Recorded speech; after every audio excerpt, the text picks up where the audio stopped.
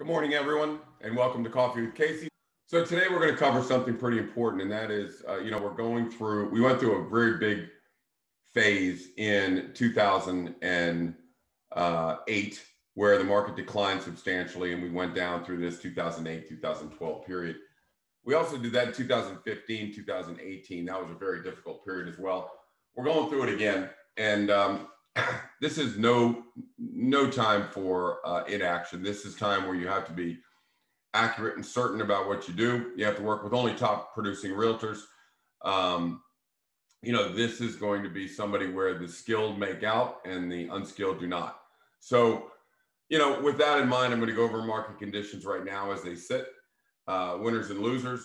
And then I'm going to talk about expanding the Casey Samson team, which is something I swore I wouldn't do.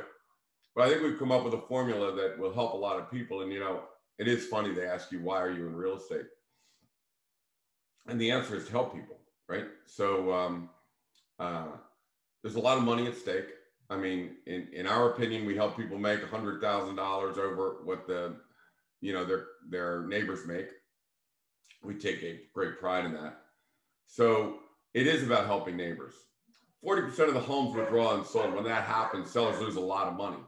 When homes are overpriced, sellers lose a lot of money. So, what I'm going to do is I'm going to talk about the market conditions initially, so everybody, all the home sellers and home buyers can get an update on that.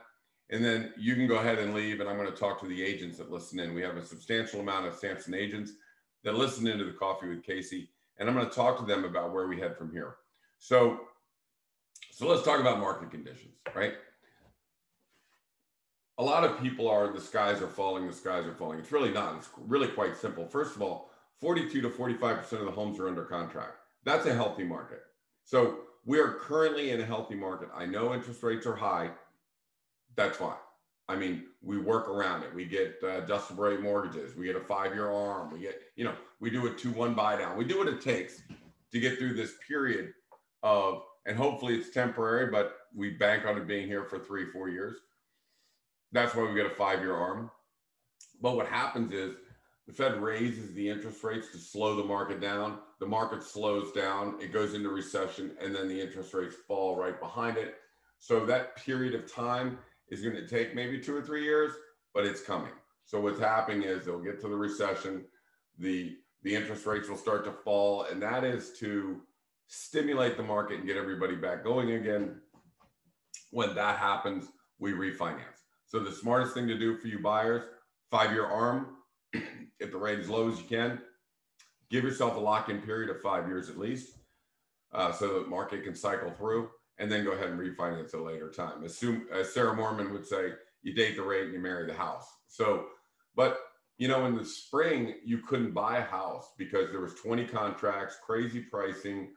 So you'd have to pay crazy pricing and still not get the house. So it was nuts. So this is a much more healthy environment for the buyers to go out and participate. And like I said, just get as low a rate as you can. You find the house that you want. Now for sellers, it's extremely simple what's happening right now. So 50% of the homes are overpriced. And I don't mean a little overpriced. I mean, the average home that's selling is selling at about and again, each market varies. Let's say it's 118% of assessment, 122, whatever it is. So they're selling for a percentage of their assessment. And those are the homes that are under contract and sold in the last 30 days. So let's say, on average, they're selling at 120% of assessment. The normal assessment is 108. The normal percentage over assessment that homes sell is 108.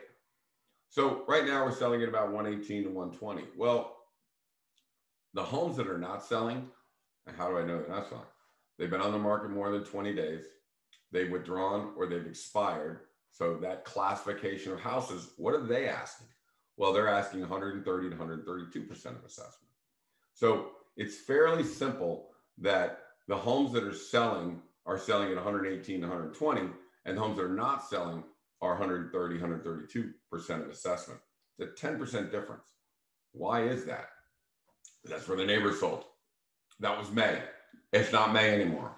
You're not going to get that bump anymore. You're going to sell your house for probably 10 to 12% more than the value line. So, you're making good money. You're not making a killing, but you're making good money when you sell your house. And as I've said from the beginning of this pandemic, pigs get fed, hogs get slaughtered. If you get too hoggy with trying to ask too much, you're not going to get it. So the buyers are out there. They're looking for houses. We prove it every week. I mean, this week we had another house go on, went on at list price. It was prepared correctly. It was marketed correctly. We had done our predictive analysis. We knew we were going to get contracts in, and boom, we get contracts in. And the home sells over list price. So, it's not rocket science on how to do this, but I think a lot of people are making mistakes, and mistakes are a combination of a seller wanting too much and a realtor that doesn't know how to prove the price is where it should be and get that seller to where they need to be. We are the coaches. They are our team, and we're just not doing our job, right? We're doing our job. But a lot of realtors are not doing their job. If 50% of the houses are selling at 130 and the other 50% are selling down to 120s, that 50%, we call that opportunity. That's our opportunity because people are making mistakes and they need experienced agents that don't. So as far as everybody looking for market conditions is concerned, the market is stable. The homes are selling. They're not getting the crazy premium price. Let me give you an example. Let's say a home was going to go on the market at 1.15 million. And that's what it's worth. I mean, I just put them on for what it's worth. Now, people bid it to 1.3. That was then.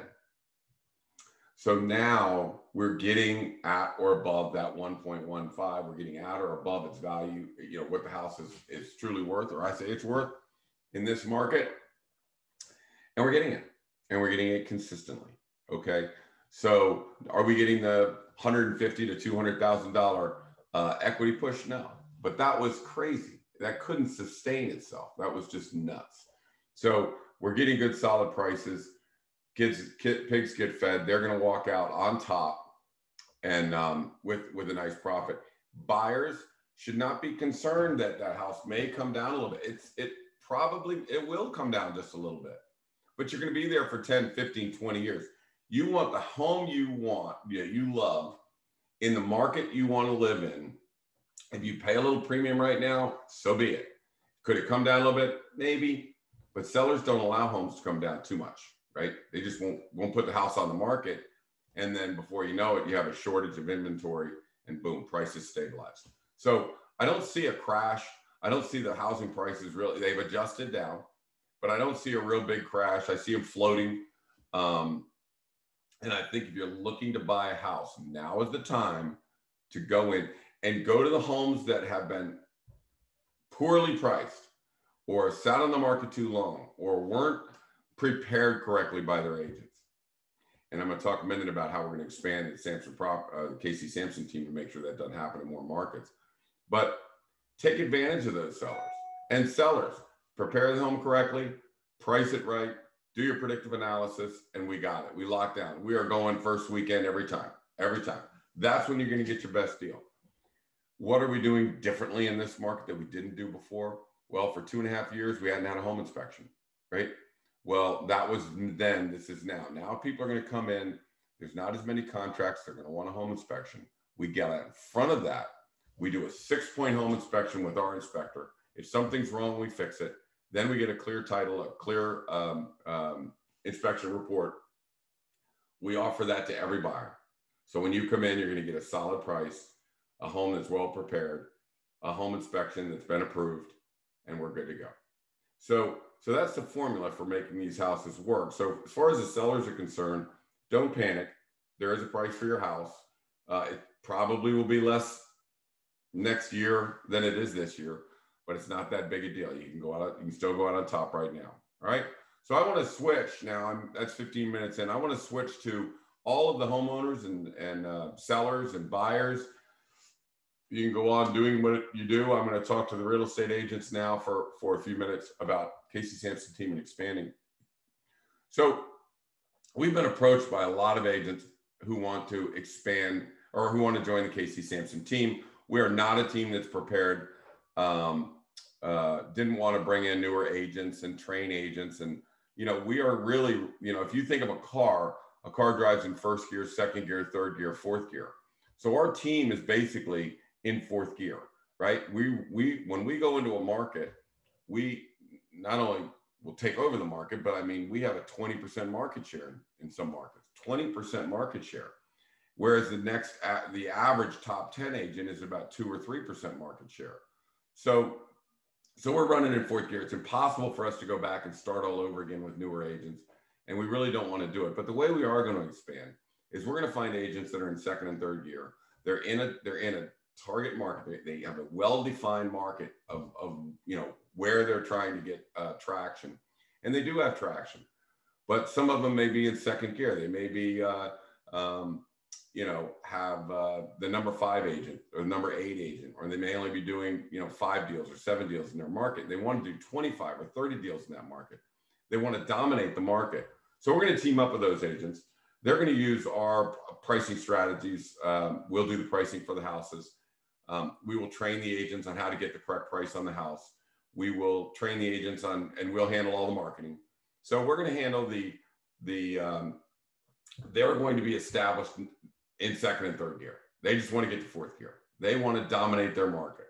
So we'll come in, we'll train them on our pricing models, how I do them, how we do them. They're not doing them, we're doing them. We're going to price every house. We're going to price every house. We're going to market every house. We're going to do a predictive analysis on every house. So we're going to make sure that when the homes launch for this top producing agent in that market, that we get contracts in that first weekend. Now I look at some markets and nobody's getting that. On nobody. I mean, big markets. So their average home going under contract right now has been on the market for 20 or 30 days. Not acceptable to Casey Samson Team. We will set the price, get the seller to make sure we have the correct price, do the marketing, do the predictive analysis to make sure we're locked in, and then launch the listing in the very capable hands of a top producing realtor that knows what they're doing. So we will be helping agents go from second gear and third gear into fourth gear. Does that disrupt our production of our listings? No, we're locked into our markets. Our markets handle themselves. We have all of our work done. It will not divert us 1 second. But what it will do is it will create number ones in different markets throughout the area. So, you have these major markets, and there'll only be 2,000 to 3,000 houses. They're not going to try and take over a whole city. But, that person that's in that market, that's in that massive 1,500 home neighborhood is going to be number one. And they're going to be number one by a lot. We're not going in to be number one by a little. We're going in to be number one by a lot. So if you assemble all of these top producing agents and you can get everybody in fourth gear and everybody's running hot, imagine the power that meeting's going to be when we all sit together and you're talking about, what people are doing in different markets. And I bring this back to one of my favorite shows, and that is The Food That Made America. And The Food That Made America tells a story about Dunkin' Donuts going up against Krispy Kreme. And Dunkin' Donuts was struggling. And all of a sudden, one of the franchise owners came in and said, we're taking the holes that we punch through to make our donuts, and we're frying them up, and we're, doing the same thing we do with glazed donuts. And they're called the Munchkins. And that franchise owner basically saved Dunkin' Donuts because his idea and his concept spread through everybody. McDonald's was the same way. McDonald's had a franchise owner come to them and say, they were struggling with Burger King. And then the franchise owner came in and said, we take an egg, we take a English muffin, we put an egg, we put some ham on it, we put some cheese on it, we toast it up and send it out. It's called an Egg McMuffin. And it's people are having it for breakfast. So we got coffee and we got Egg McMuffins, and they're buying the hell out of it. Oops. Whoa, dog. Whoa, dog. Must have been an earthquake. Be an earthquake. Sorry about that, guys. So the guy invents, the franchise owner invents the Egg McMuffin. And before you know it, it's like, hey, McDonald's open for breakfast. McDonald's, good Lord. Let me get this thing situated here before I go down. Well, at least you got to see more of my office. Can't move this any farther back here, guys. So The franchise owner comes in, they invent the breakfast, followed off after the Egg McMuffin, and before you know it, McDonald's has breakfast, McDonald's zooms to #1, and McDonald's stays there the rest of their career. So I use those analogies because when you have like-minded people, when you have #1s in each market, and they're all doing things and testing things and trying things. Let me give you an example. I mean, we, one of our most successful strategies is we can send a card out to an entire neighborhood and tell everybody what their house is worth in customary condition. So if your home is customary with customary upgrades and customary condition, it's going to sell for 118%. 118% of your assessment is $1,287,000. So new. Now everybody can do it, right? So what we're going to do is we're going to have these ideas and concepts in top producers. But the more important thing is this.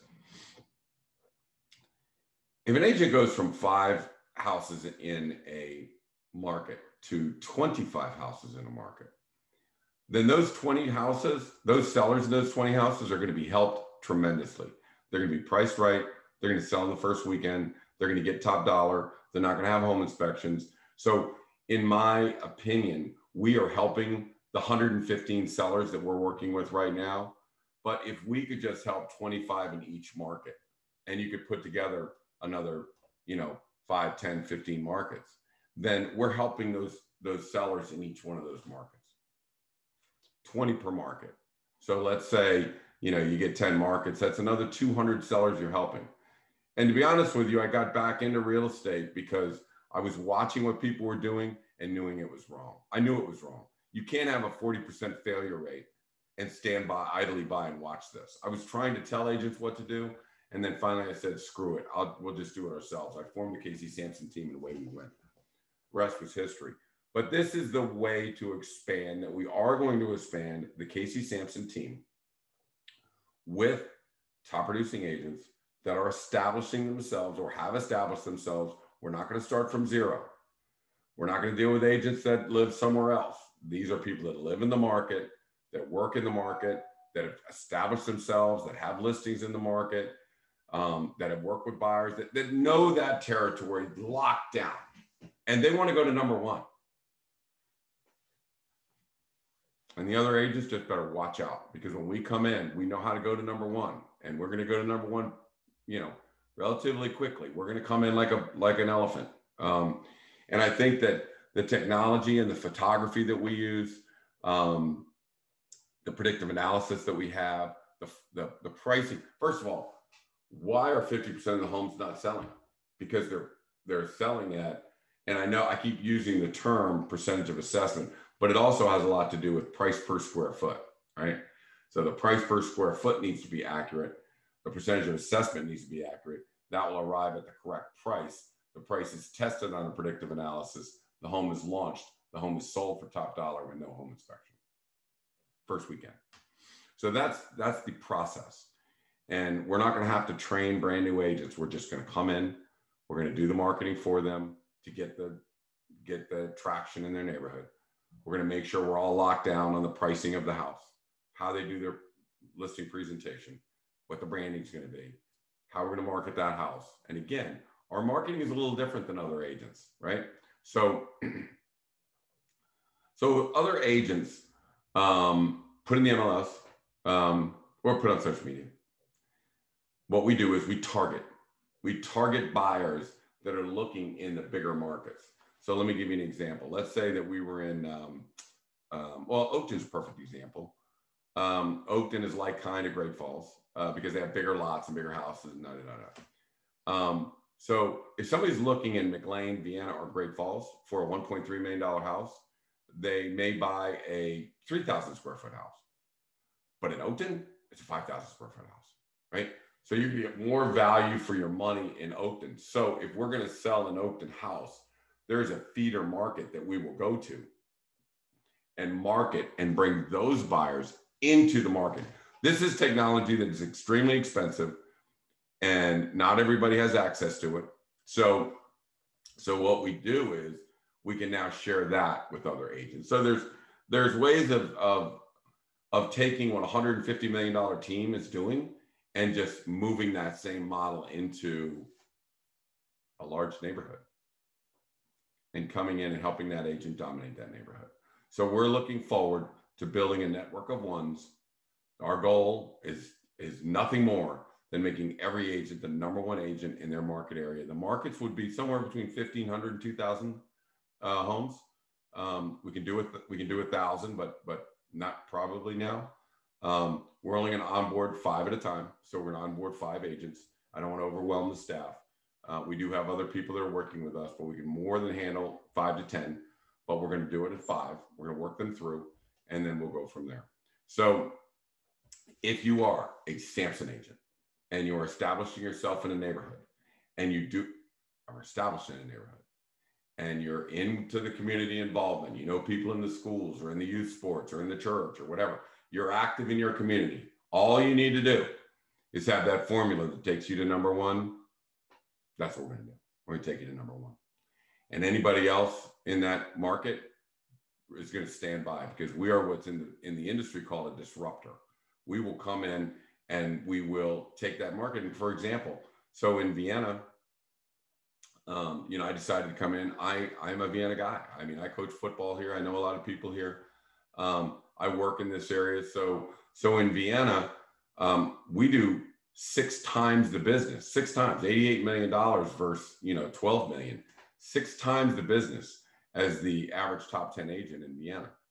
And that same formula is coming out there. It's coming to Dominion Valley. It's going to come to Willisford. It's going to come to Leesburg. It's going to come to, you know, portions of McLean. It's going to come to Oakton. It's going to come to a lot of places. So it's coming.